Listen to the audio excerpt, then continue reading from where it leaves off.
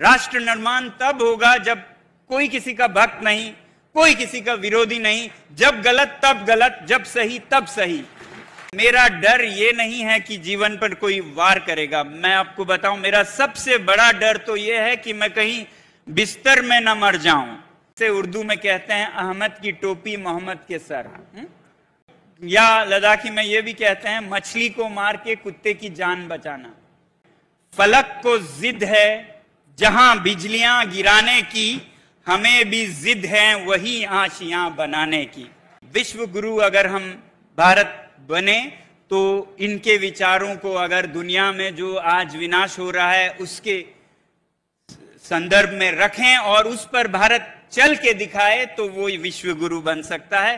वैसे ही जो भारत के दूर दराज के जनजातियां हैं जो बहुत सादगी भरा जीवन जीते हैं, चाहे वो लद्दाख के पहाड़ों में हो या मध्य प्रदेश महाराष्ट्र के जंगलों में हो, वो दुनिया को सीखने की जरूरत है कैसे सादा जीवन जिया जाए। तो केवल नाम मात्र में नहीं, काम में गांधी जी के विचारों को उतारने की जरूरत है। और ये हर एक पॉलिटिकल पार्टी को जरूरत है, किसी एक या दो की बात नहीं है। किया है तो कईयों ने किया है, नहीं किया है तो सबने नहीं किया है। तो ये मैं सोचता हूं कि भारत एक प्रेरणा का स्रोत बन सकता है। आज के, खासकर आज के 100 साल पहले शायद ऐसे हालात नहीं थे कि लोग समझ सकते कि क्या ये संसाधनों का, रिसोर्सेस का खेल है जिससे कि पृथ्वी का ऐसा विनाश होगा।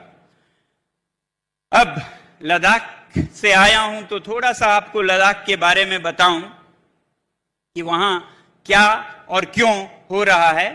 लद्दाख में हम पिछले 5 सालों से एक संघर्ष कर रहे हैं। आपको याद होगा 2019 में लद्दाख एक यूनियन टेरिटरी बनाया गया, जो कि लद्दाख की बहुत देरीना मांग थी, 70 सालों से लगभग। यूनियन टेरिटरी अचानक बन गया, जिसकी लोगों को बहुत खुशी हुई, बहुत कृतज्ञ भी हुए।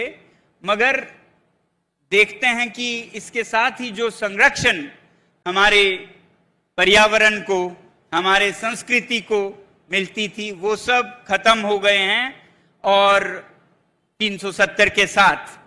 और अब वहाँ के पहाड़, वहाँ के वादियाँ, वहाँ के नदियाँ, वहाँ के ग्लेशियर एक खिलवाड़ का मैदान बन जाएगा बड़े बड़े उद्योगों के लिए।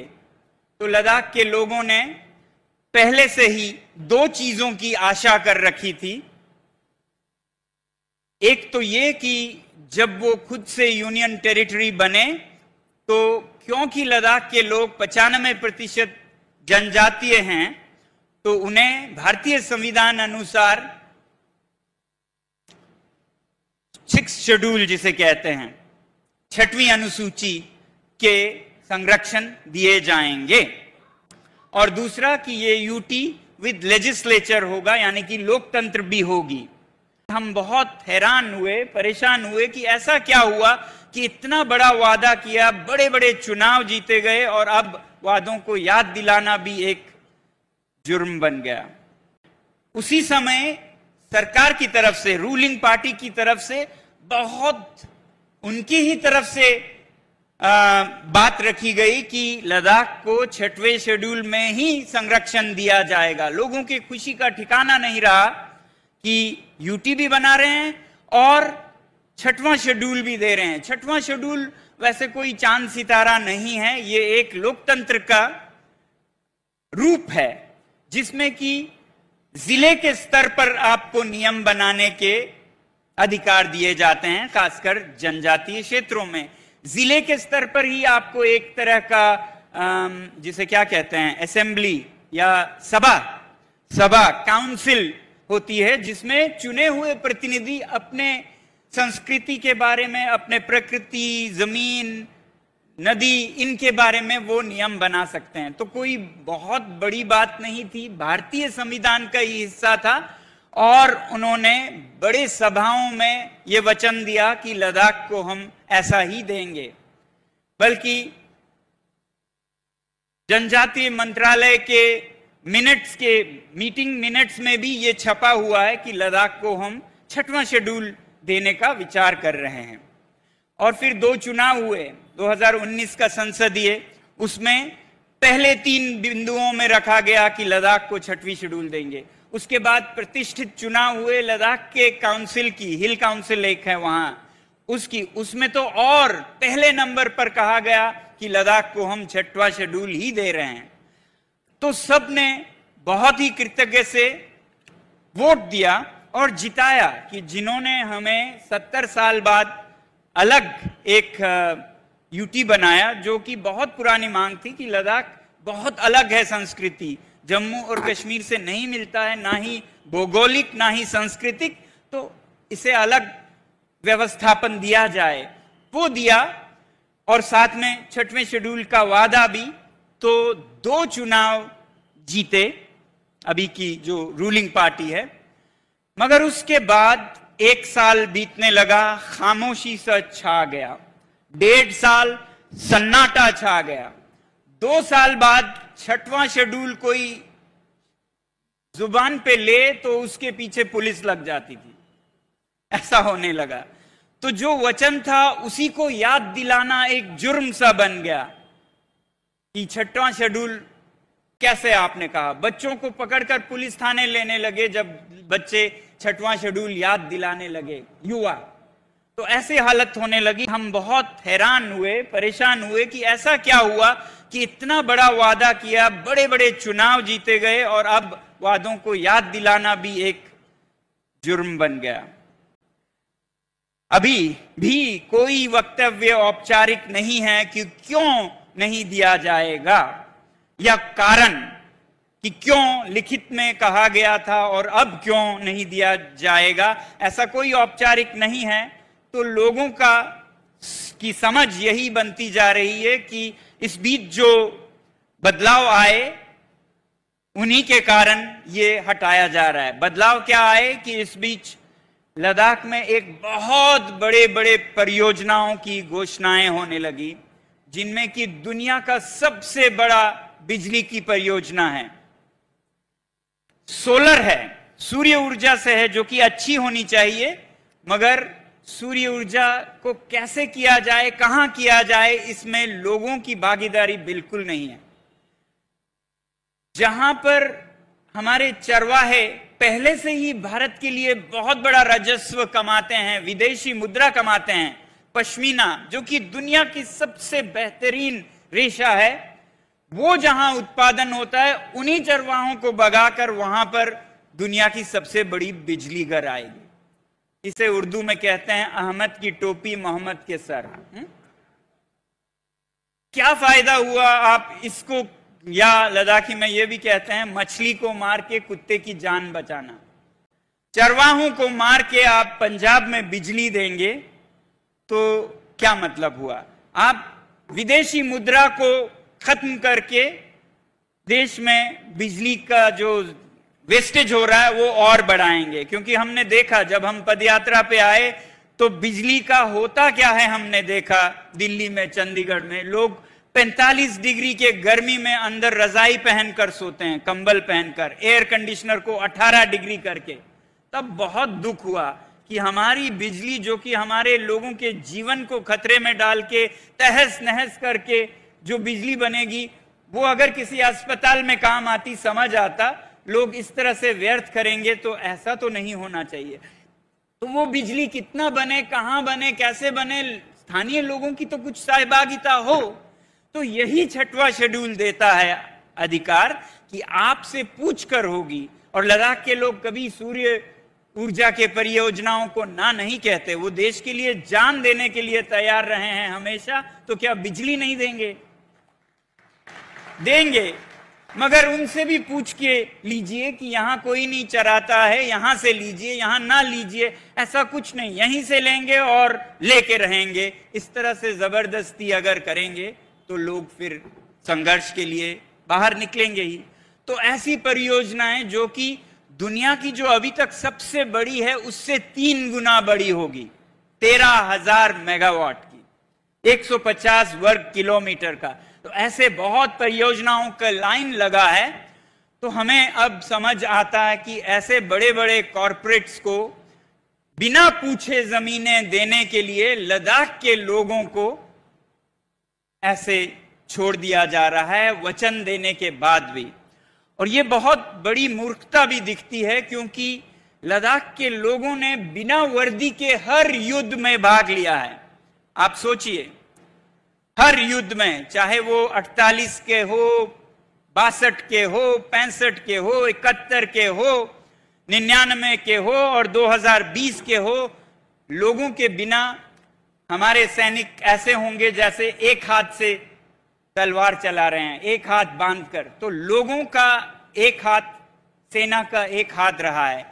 अब उन लोगों को नाराज करके कुछ कंपनियों को खुश करना, ये देश हित में है क्या? इससे कौन खुश होगा?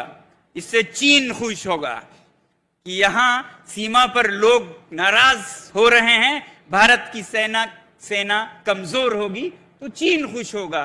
तो मैं तो कहूंगा ये चीन क्या कहेंगे को सहायता करने जैसा कदम होगा अगर इस तरह से लोगों को नाराज करके ऐसे परियोजनाएं हम लाएं। तो इसलिए हमने ये सोचा कि ये बात और बिगड़ती जाए जो कि भारत के हित में ना होगी, हम आवाज उठाएं और वचन पूरा करवाने की मांग करें।